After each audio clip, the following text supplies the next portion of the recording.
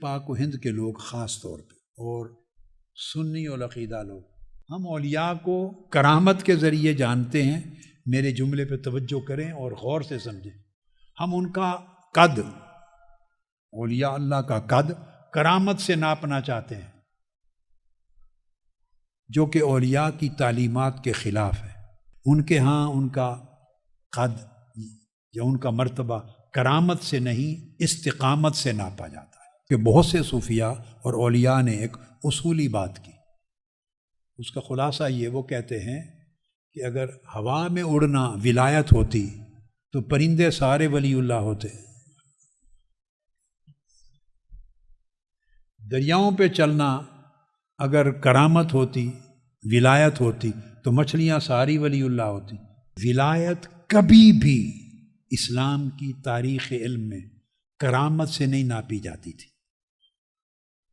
ولایت ہمیشہ استقامت سے ناپی جاتی۔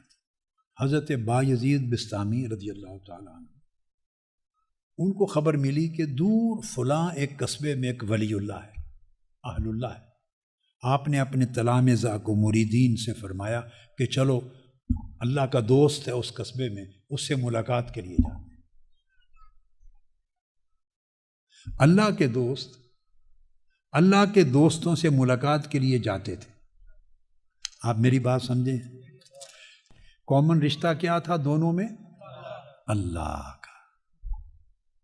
اب ہم نے اس ذات کو، اللہ کو، درمیان سے نکال دیا اور آپس میں ہی ہو گئے۔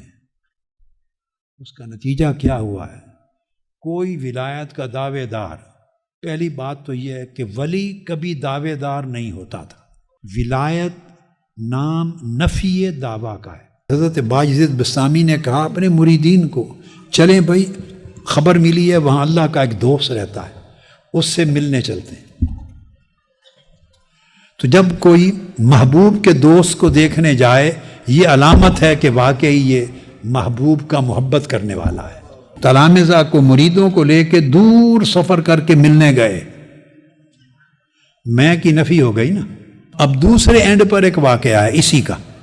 جب وہاں پہنچے تو دیکھا جس کو ملنے جا رہے تھے، جس کا سنا تھا، وہ مسجد میں داخل ہو رہا تھا، تو اس نے ایسے تیزی سے گیا تو بایاں پاؤں اندر رکھ دیا، مسجد میں بایاں پاؤں رکھ دیا، وہیں سے مریدوں کو لے کے واپس مڑ آئے، پھر ملے نہیں۔ آپ دیکھیں اب اولیاء اور صوفیاء کے ہاں اصل قدر و قیمت کس شے کی تھی؟ مریدوں نے پوچھا آپ اتنا سفر کر کے آئے اس کو ملنے، اور وہ سامنے تھا تو واپس مڑ کے جا رہے ہیں۔ آپ نے فرمایا اس نے بایاں قدم اللہ کے گھر میں رکھ دیا۔ جس کو محبوب کے گھر کا ادب نہیں ہے، اسے محبوب کا ادب کیا ہوگا؟